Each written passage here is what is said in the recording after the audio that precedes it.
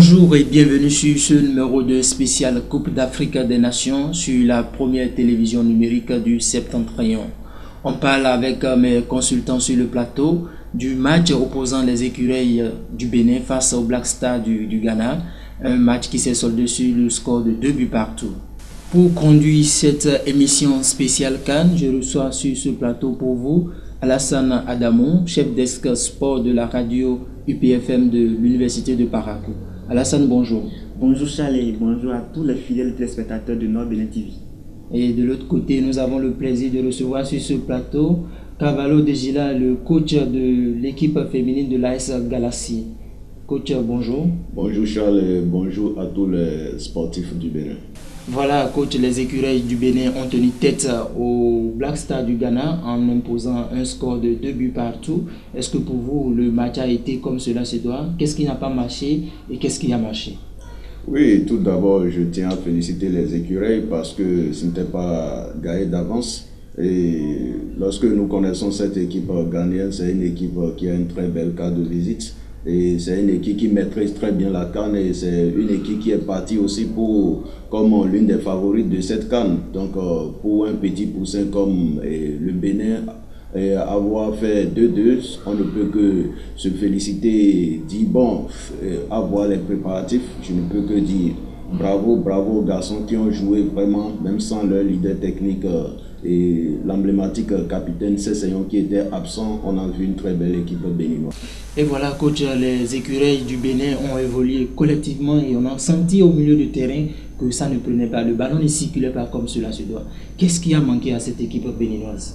Oui, effectivement, vous avez fait une très belle remarque parce que quand vous prenez cette équipe béninoise, on sent que c'est une équipe qui joue toujours en bloc et avec l'absence du capitaine Stéphane Sesseyon, qui est le leader technique de cette équipe, on n'a pas encore trouvé un remplaçant pour substituer ce dernier en cas d'absence. Donc, que ce soit Cécile d'Almeida ou Adé aussi, c'est des garçons qui ne sont pas techniquement et qui n'ont pas une marge technique. Donc, le Bénin a toujours évolué avec un bloc. Donc, on n'a pas senti la technique en ces garçons et ils ont joué trop juste comme si c'était des enfants d'école à qui on dit bon, jouer comme ça, il fallait faire ça. Il y a manqué de prise de risque dans leur jeu. Il faut noter aussi l'adversaire qui est en face, c'est quand même le Ghana. Donc ils ont joué sous la pression et ils ne se sont pas trop vite fait confiance. Il fallait défendre et ce qui a fait que techniquement on n'a pas senti du jeu au milieu du terrain chez ces deux milieux. Alassane Adamou, les écureuils du Bénin ont évolué au milieu du terrain et durant le match collectivement. Mais on a constaté que le ballon ne circulait pas comme cela se doit. Est-ce une pression ou c'est manque d'expérience comme le disait tout à l'heure le coach Cavallo Degila? Celui qui est le patron même du milieu de terrain béninois, le capitaine Stéphane Sesseyon était absent, je le savais, dans cette rencontre-là. Et son absence s'est fait ressentir comme le terrain. Le Ghana nous a privé cette équipe des écureuils du ballon. On peinait à voir la possession du ballon au milieu du terrain. Du coup, lorsque le Bénin avait le ballon, il fallait passer par les côtés avec Emmanuel Mou du côté gauche. Il y avait aussi Seydou Barazé du côté droit qui jouait avec Michael Poté qui lui est là fait office d'ailier droit du côté béninois. Donc voilà, ça fait qu'au milieu de terrain on était un peu étouffé.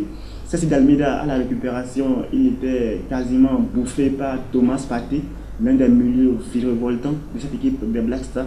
Lui qui joue du côté, on le sait, de l'Atlético de Madrid. Moubarak Wakasso aussi. Ce sont des joueurs d'expérience qui ont joué la Coupe du Monde avec l'équipe du Ghana. Donc ils ont beaucoup plus d'expérience que le Bénin. Et nous aussi, quand vous voyez la composition de l'équipe béninoise, Michel Dussieu s'est beaucoup plus appuyé sur une équipe à vocation défensive. On a joué avec des joueurs purement, avec 3 défenses centraux. Vous allez voir qu'on a joué avec 3 défenseurs centraux, avec notamment Moïse Adiléou qui a appuyé Olivier Verdon et puis le capitaine en absence de ce seigneur, je vais parler de Khaled Adénon. Ce qui nous a mis en difficulté, le Ghana nous a carrément privé du ballon et on a été efficace. Michael Poté, moi je parlerai d'une efficacité à 100% pour ces rares occasions qu'il a eues. il a été franchement bien et il a mis le ballon au fond des filets. Et je pense carrément que quand on parle de football, ce n'est pas pour rien qu'on qualifie l'équipe ghanéenne du Brésil d'Afrique. C'est une équipe qui a la culture du jeu, une équipe qui a la possession de balle. C'est vrai que ce n'est plus les mêmes joueurs qu'on a connus de par le passé, mais toujours est-il que la culture reste la culture et que c'est une équipe qui joue. Ce sont des joueurs qui se connaissent très bien, contrairement au Bénin où la plupart des joueurs, il n'y a que 4 joueurs béninois qui sont à la CAN, qui était la dernière CAN du Bénin en 2010. En Angola, oui, bien entendu. Donc il y a beaucoup de joueurs qui sont inexpérimentés, qui découvrent cette compétition. Donc c'est normal, encore que c'est leur premier match de la CAN, c'est normal qu'on puisse voir encore ces déchets-là. Et c'est ces déchets-là, ce sont ces déchets-là, je l'ai dit, qui vont nous permettre de corriger les défaillances pour les prochains matchs avec la Guinée-Bissau et l'équipe du Cameroun qui sont toujours dans notre groupe. Donc je dis dans l'ensemble que moi je donne la mention appréciable à cette équipe des écureuils, acceptable, mais on peut encore faire mieux, on pourrait gagner, surtout que le Ghana a évolué pendant près de 30 minutes en infériorité numérique, mais on pouvait profiter de cette faille-là pour gagner, mais impossible n'est pas bien comme ils disent, on n'a pas perdu, ça donne du moral pour les 2 prochains matchs. Et voilà, ici à Parakou et un peu partout dans le Bénin, les Béninois étaient debout comme le sujet, notre hymne national, enfants du Bénin debout, pour accompagner les écureuils du Bénin du côté de l'Égypte. Le prochain adversaire des écureuils du Bénin, c'est bien entendu la Guinée-Bissau. Est-ce que pour vous, coach Djila Cavallo, nous pouvons vraiment faire feu face à cette jeune équipe et si possible prendre les 3 points? Attention, ce match pourrait être un match piège parce que j'ai vu la Guinée jouer face au Cameroun. Je ne sais pas si c'est le Cameroun qui est en baisse ou si c'est cette équipe guinéenne qui est forte.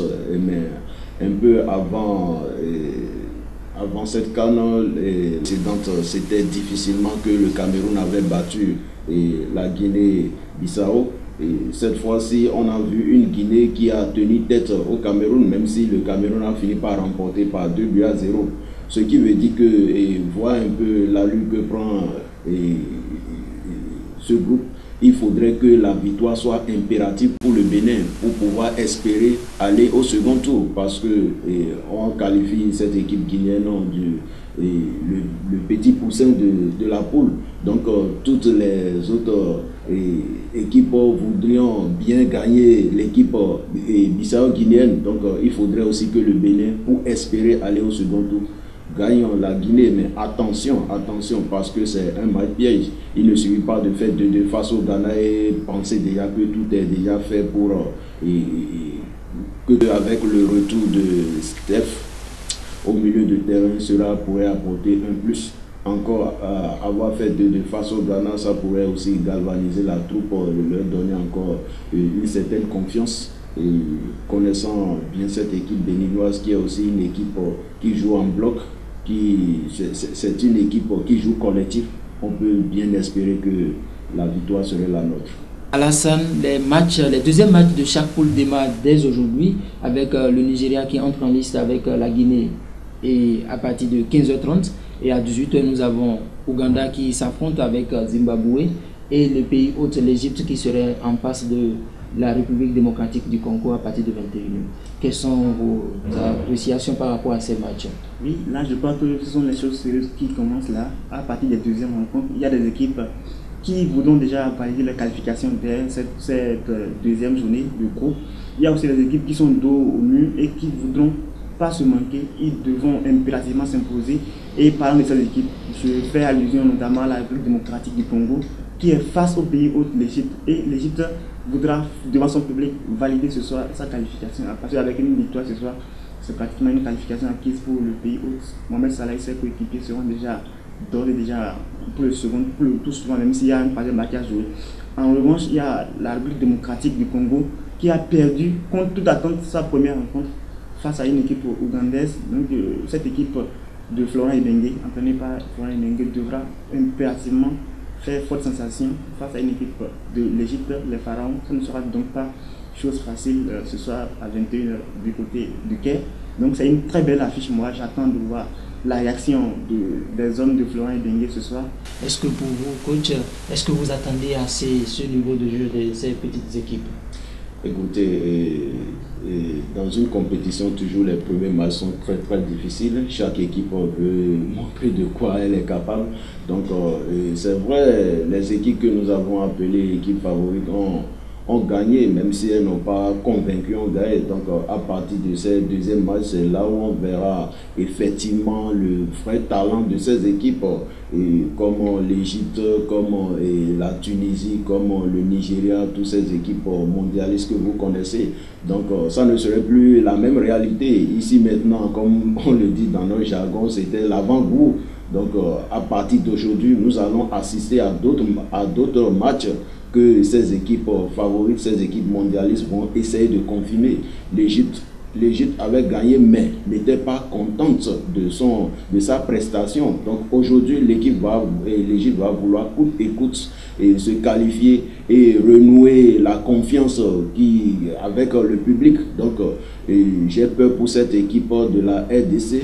Et le Nigeria aussi, ce serait un match un peu difficile avec cette équipe guinéenne. Je crois que c'est là où il y a un peu l'équivalence. Les deux équipes s'équivalent, même si le Nigeria a un déçu et a légèrement un avantage sur cette équipe guinéenne. Bon, l'autre match qui pourrait être un très très bon match, c'est le match du Zimbabwe contre l'Ouganda. Ces deux équipes ont le même style de jeu. Et je crois qu'elles sont parties 50-50. On assistera à un bon match. Oui, on assistera à un très très bon match. J'attends bien voir ces deux équipes jouer. Et par la grâce de Dieu, nous serons câblés pour suivre ce match. Ce qui est sûr, il faut retenir que les grands seront toujours des grands. Hein. Donc, à une certaine étape de la compétition, les grands sortent et c'est l'expérience qui gagne. Tout se passe sur des détails. Vous voyez, les petits essaient de se donner, mais l'expérience finit par prévaloir sur le jeu, et c'est là où ça fait toujours mal pour ces équipes que nous appelons outsiders. Et Alassane, dites-nous, est-ce que pour vous, qui serait vainqueur, pour politique, on verra les ans. Il y a d'abord à la première sur le match Nigeria-Guinée qui sera vraiment un match intéressant. Mais je trouve un léger avantage à cette équipe Super Eagles du Nigeria. Donc peut-être un score de 2-1 pour le Nigeria. Ensuite, on aura cette rencontre-là très équilibrée entre le Zimbabwe et l'Ouganda. Là, je vois un match à 50-50, donc je donne un but partout aux deux équipes, entre le Zimbabwe et l'équipe de l'Ouganda. La dernière rencontre, c'est celle du pays hôte qui fait sa deuxième sortie, l'Égypte, face à l'équipe de la République démocratique du Congo. J'attends de voir la réaction de cette équipe congolaise, mais attention, je suis en train de voir une équipe conduite par Mohamed Salah s'imposer encore pour sa deuxième rencontre. Là, je vois 2-0 pour l'équipe de Pharaon. Même question pour vous, coach Cavallo de Gila. Nigeria-Guinée, je donne 2-1 en faveur du Nigeria. Et Ouganda-Zimbabwe, ce serait un match très très équilibré. Donc je pronostique 2-2. Et puis la RDC contre l'Égypte, 2-0 en faveur de l'Égypte, qui va confirmer et se qualifier au second tour. Vos deux pronostics sont enregistrés sur cette émission spéciale Cannes, et c'est ce qui mettra fin à cette émission. Merci d'être passé. Vous étiez avec moi, Alassane Adamou, chef desk de la radio UPFM de Parakou. Merci d'être passé. Tout le plaisir est pour moi, et à la prochaine. Et vous aussi, coach Djila Cavallo, vous êtes l'entraîneur principal de l'équipe féminine de l'AS Galaxy. Merci d'être passé. Merci à vous, Charles, et bonne chance aux écureuils pour la suite de la compétition. Les matchs d'aujourd'hui sont entre autres Nigeria-Guinée à partir de 15h30, Zimbabwe-Ouganda à partir de 18h, et puis le pays hôte Égypte face à l'équipe de la République démocratique du Congo à partir de 21h. D'ici là, portez-vous bien.